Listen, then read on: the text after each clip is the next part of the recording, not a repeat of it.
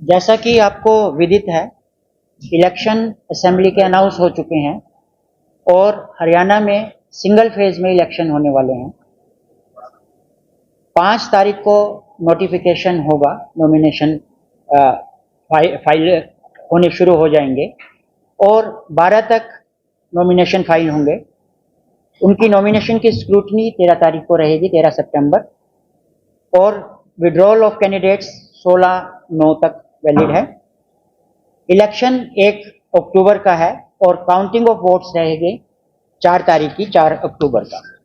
जैसा कि आप सबको पता है, कैथल जिले में 4 कॉन्स्टिट्यूएंसी हमारे पास हैं।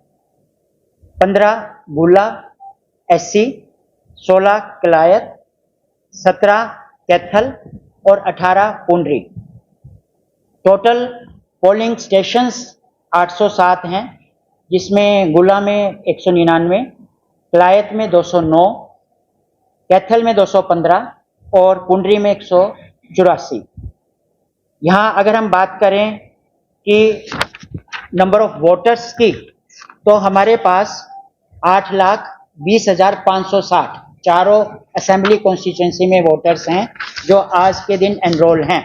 अभी फाइनल पब्लिकेशन जो वोटर लिस्ट है उसकी 27 तारीख होगा, 27 अगस्त को फाइनल हो जाएगा, जिसमें जो प्रेजेंट फिगर है, ये फिगर है 2 अगस्त तक की, जिसमें गुला में 1,93,065, कलायत में 2,15,155, कैथल में 2,20,459 और पुंडरी में 1,91,881 वोटर एनरोल्ड हैं।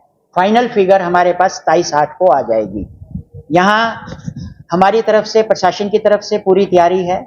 इलेक्शन जो ऑफिस है वो पूरी तरह से मुस्तैदी से काम कर रहा है। हमारे डिप्टी DO हैं CTM साहब, और ROs हैं हमारे, कैथल के RO SDM कैथल हैं।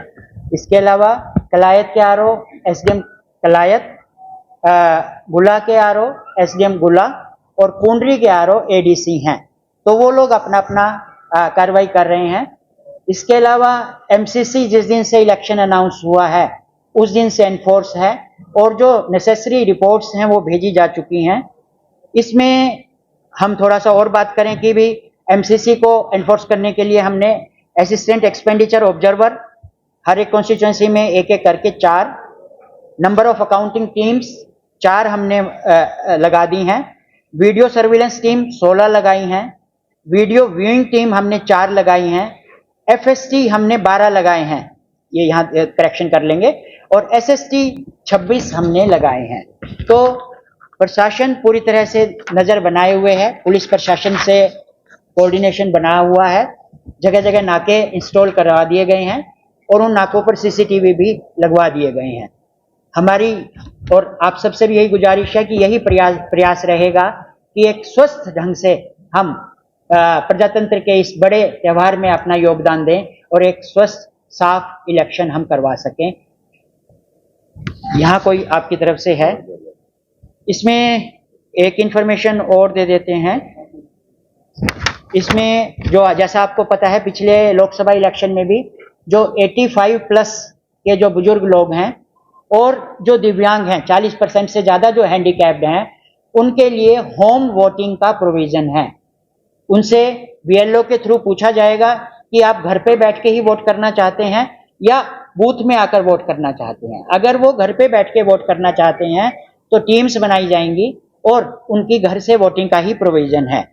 इसमें अगर हम बात करें तो कैथल में 85+ के 10,803 वोटर हैं और दिव्यांग की हम बात करें तो 7,605 वोटर हैं। तो उनकी इच्छा है वो जहां भी कंफर्टेबल फील करें, घर बैठ के वोटिंग करना चाहते हैं तो घर बैठ के करें, या पर ये बात भी उनको क्लियर होनी चाहिए, एक बार उन्होंने ऑप्शन एक्सरसाइज कर लिया तब उनको घर बैठ के ही वोट करना पड़ेगा, वो बूथ पर जाकर वोट नहीं कर सकते हैं। तो इसी यहाँ एक अपील और मैं करना चाहूंगा कि जितने भी वोटर्स हैं वो मैक्सिमम वोट करें और कोशिश करें कि हर वोटर अपना वोट जरूर कास्ट करे, चाहे वो कहीं दूर जॉब कर रहा है तो पोस्टल बैलेट के थ्रू करे, सर्विस वोटर है तो उस सिस्टम के थ्रू करे, और अपना वोट आप जरूर कास्ट करें। यहाँ एक इंफॉर्मेशन और है कि जो लोग 1 जुलाई 2024 तक वोट 18 साल के हो गए हैं वो वोटर बनने के पात्र हैं और उनके वोट 2 सितंबर तक बनाए जाएंगे।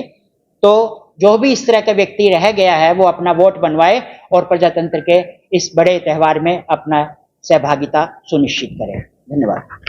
सर एक सवाल है। हाँ जी। पिछली बार लोकसभा इलेक्शन में जो होम वोटिंग हुई थी उसमें कुछ मिसकम्युनिकेशन था कि जो बैलेट बॉक्स थे उनके ऊपर कोई सील नहीं लगाई गई थी, तो ये काफी इश्यू भी बना था, दूसरी पार्टियों ने इश्यू भी बनाया था। तो अब की बार ऐसा कुछ है कि जो बैलेट उसमें यहाँ एक बात क्लियर करना भी जरूरी होगा। जनरली जो एक सिस्टम है कि कॉन्स्टिट्यूएंसी वाइज जो टीम जाती है वो बाद में सारे वोट इकट्ठे होकर तब उसका सील होकर जो भी पोस्टल बैलेट का है पूरे दिन का वो वहां सील होता है। जैसे मान लो टीम गई उनका जो वोट है वो लिफाफे में पैक हो गया, वो वहां सील्ड है, पर वो कलेक्ट होकर बाद में एक जगह सील होता है। तो शायद वो मिसकम्युनिकेशन भी था न्यूज में, लेकिन हम एज पर रूल जो भी प्रोविजन होगा उसको लेटर एंड स्पिरिट में फॉलो करेंगे और उसको हम उस बात का हम पूरा ध्यान रखेंगे।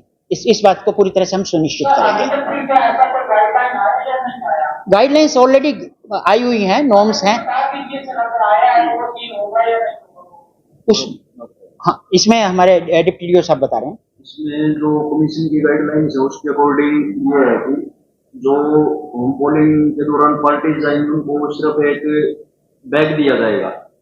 जो पोलिंग मटेरियल आता है हमारे पास अम्बाला से उसमें सिर्फ बैग का प्रोविजन है, लेकिन हमने फिर भी किसी कॉन्स्पिरेसी या कोई अटकलों को ध्यान में रखते हुए एक टिन के कैन बनवाए थे और उन पे उनको लॉक करके और सभी पोलिंग पार्टीज को दिया था, लेकिन ऐसा कोई प्रोविजन नहीं है। प्रोविजन में सिर्फ बैग का या किसी क्लॉथ कंपार्टमेंट का जिक्र है। तो अब की बार हम उसको सुनिश्चित करेंगे कि वो पिछले कैन यूज करके और उनको अब की बार शील्ड भी कर दिया जाएगा। तो ठीक है। तो सर एनवलप में कोई सील होती है?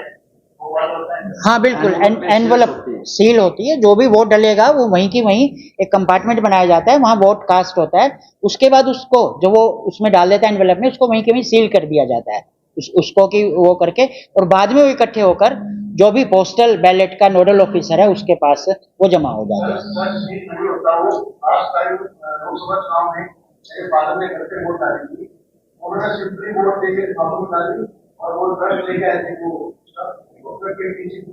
इस बार वही मैं आपको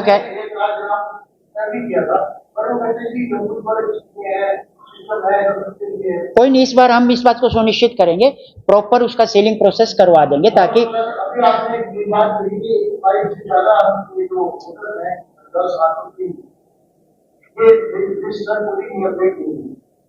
अभी पार्लियामेंट सरकार वर्षन एक बदले की जरूरत नहीं, उनका नाम ना लिस्ट में ना उसमें कई तरीके को कोई तो जान सकती तो उनका हो जाएगा। ऐसे बहुत से लोग हैं जो वोट रहेंगे। इसमें हम यही करें बड़ा इशू बना है वन एट ए टाइम। इसमें हम यही करेंगे इस बार कि बीएलओज को हम इंस्ट्रक्ट करते हैं कि जितने भी हैं वहां दोबारा से इसको रीचेक कर लें। आपके संज्ञान में भी कोई ऐसा आता है तो आप हमारे नॉलेज में लाएं ताकि उसको हम इंक्लूड करवा सकें। और यहाँ मैं इलेक्शन ऑफिस के भी यही कह रहा हूँ कि आप लोग इस बात को प्रॉपरली सुनिश्चित कर लें कि कोई भी 85 प्लस का व्यक्ति लिस्ट में आने से छूट ना जाए, या दिव्यांग जो 40% प्लस है वो लिस्ट में आने से छूट ना जाए। इस बात को हम सुनिश्चित करेंगे।